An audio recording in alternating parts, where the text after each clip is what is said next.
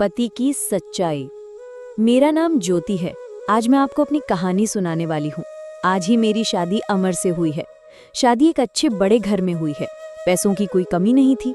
मैं और मेरे पिता अपने आप को बड़े खुशकिस्मत मानते थे कि हमें ऐसा घर मिला है। सभी रिश्तेदार भी कह रहे थे कि ज्योति के तो भाग खुल गए, किस्मत वाली है। हम लोग उनके मुकाबले कुछ भी नहीं है। पिताजी के पुराने परिचित होने की वजह से मेरी शादी उस घर में हो गई। शादी के बाद मैं पहली बार उस घर में गई। घर में जाते ही मुझे पता चला कि वो लोग कितने बड़े हैं। घर बहुत बड़ा था। पहली बार था जब उनका घर मैंने देखा था। सब कुछ बहुत अच्छा था। Family vacation package. सुहाग रात का समय आ गया, लेकिन उसके पहले मेरी सास और ननंद मुझे अकेले में ले गई। मेरे समझ नहीं आया, मुझे लगा कुछ बात करना होंगे। उनके चेहरे उतरे हुए और डरे हुए थे, जैसे कि कोई बात वो मुझसे करना चाहते हो। मैंने उन्हें पूछा, क्या हुआ, आप दोनों इतने डरे हुए क्यों हो? मेरी सास बोली, बेटा हम तुम्हें कुछ बताना चाहते हैं, लेकिन तुम ये सुनकर हिम्मत रखना। साथ ही मेरी ननंद भी बोली कि अब हम जो तुम्हें बताने वाले हैं वो बात हम तीनों के बीच में ही रखना। ये बड़ा घर है, यहाँ बात फैलते ज्यादा समय नहीं लगता, और वो बात सबके सामने आ गई तो हमारे घर की इज्जत मिट्टी में मिल जाएगी। अब तुम इस घर की बहू हो और तुम्हें इस घर का मान रखना होगा। उनकी बातें सुनकर मैं सच में थोड़ा डर गई। मुझे समझ नहीं आ रहा था कि वो लोग क्या बोलना चाह रहे हैं। मैंने कहा, आप बताएं मुझे क्या बात क्या है?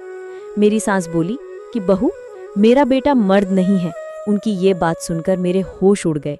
उन्होंने कहा कि मैं जानती हूँ कि तुम सोच रहे होंगे कि फिर हमने तुम्हें क्यों फंसाया, लेकिन हमारी भी मजबूरी है। हम ये बात ऐसे बता नहीं सकते थे, वरना सभी को पता चल जाएगी। मेरा बेटा रात में अक्सर बाथरूम में ही रहता है। पता नहीं वहाँ क्या करता है। जब भी उसे पूछो तो यही कहता है कि उसका पेट खराब है। कमरे में जाने के पहले अपने पति के लिए ये बातें सुनकर मुझे समझ नहीं आ रहा था कि मैं क्या करूं। मेरी ननंद कहती है कि तुम उससे बात करना, थोड़ा समय उसके साथ बिताओ, फिर उससे खुलकर बात करो। अगर कुछ हो सकता है तो हम जरूर करेंगे। हम तुम्हारे साथ हैं, तुम्हें अकेला नहीं छोड़ेंगे। सुहागरात वाली रात ये सब सुनकर मैं अपने कमरे में जा रही थी। मुझे अब डर लगने लगा था। मैं कमरे में यही सब सोच रही थी कि मेरे पति अमर कमरे में आए।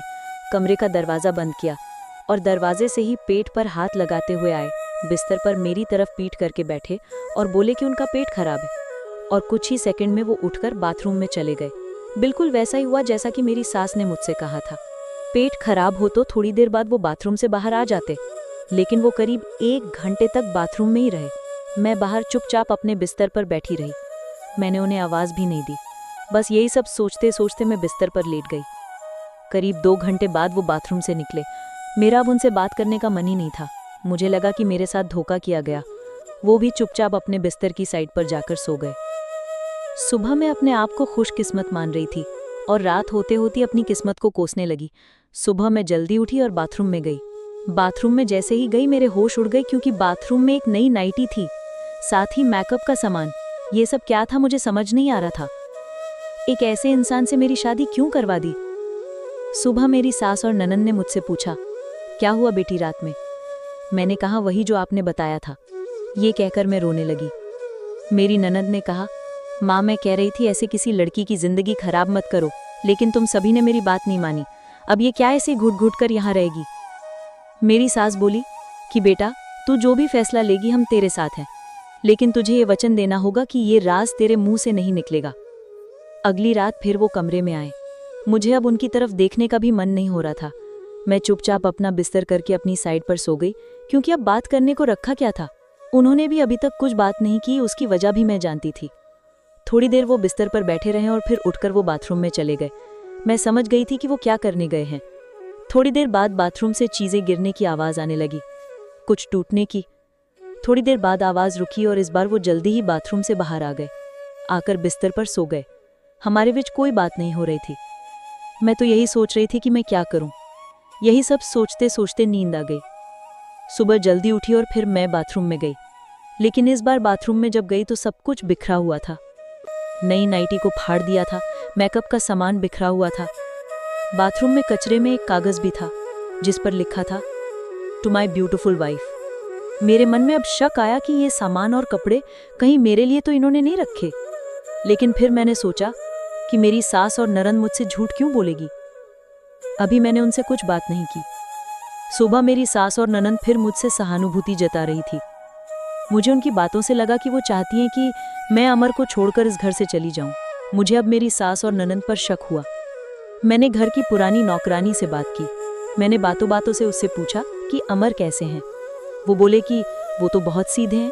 उनकी माँ और बहन तो चाहती थी कि उनकी शादी उनके बहन के पति के रिश्तेदार से हो। बहन और माँ तो बहुत कोशिश की, लेकिन उनके पिता नहीं माने और उनके दोस्त के परिचित यानी आपसे शादी करवा दी। वो दोनों तो आपकी शादी के खिलाफ थे। कई दिनों तक घर में विवाद भी होता था, लेकिन तुम्हारे पति अमर ने कहा कि पापा जो बोले वही करते हैं। मुझे अब पता चल गया था कि मेरी सास और नलन मुझे क्यों भगाना चाहते थे, इसलिए उन्होंने मुझसे झूठ कहा था। उन्होंने शायद अमर को कुछ कहा होगा। रात अब मैं अमर से बात करने का इंतजार कर रही थी। वो कमरे में आए तो उनका मुंह तो उतरा हुआ था। ये पहली बार था जब मैं उनसे बात करने वाली थी। उनके आते ही मैंने कहा, आप मुझसे कुछ बात करना चाहते हैं? वो बोले, अब बात करने को रखा क्या है? पापा का विश्वास था कि वो घर अच्छा है, इसलिए मैंने माँ और बहन की ना सुनकर तुमसे शादी की और तुमने सच छिपाया। मैंने बोला, क्या सच? सच कि तुम मुझसे शादी नहीं करना चाहती थी। तुम्हारी जिंदगी में अभी भी कोई और है। ये बात तुमने ही तो माँ को बताई थी। घर की इज्जत और पापा के कारण मैं चुप हूँ, कुछ कदम नहीं उठा रहा। और मैंने भी देख लिया, सुहागरात रात जिंदगी में बहुत स्पेशल होती है, लेकिन मेरे बाथरूम में 2 घंटे रहने पर भी तुम्हें फर्क नहीं पड़ा। माँ ने सही कहा था कि तुम आवाज भी नहीं दोगी, बात भी नहीं करोगी। मैंने बोला, बाथरूम में रुकने को उन्होंने कहा था, और वो कपड़े और मेकअप वो मेरी बहन ने रखा था। कहा था पहली रात का गिफ्ट है तुम्हारे लिए, बाथरूम में रखा था। मैं उठकर उनके पास गई और उन्हें कहा, आपको पता है उन्होंने मुझे क्या कहा? फिर मैंने उन्हें सारी बात समझाई। कहा कि वो चाहते थे हम दोनों में गलतफहमी हो और हम अलग हो जाएं, ताकि वो जो चाहते हैं वो पूरा हो जाए। उन्हें गुस्सा आया, लेकिन मैंने कहा नहीं, अब हम इस बात को यहीं खत्म करेंगे और किसी को कुछ नहीं कहेंगे। उस रात मेरी सारी परेशानी और गलतफहमी दूर हो गई। वो थी मेरी सही मायने में सुहागरात। अगली सुबह मेरी सास और ननन ने मुझसे पूछा कि मेरा क्या फैसला है, मैं क्या करने वाली हूँ।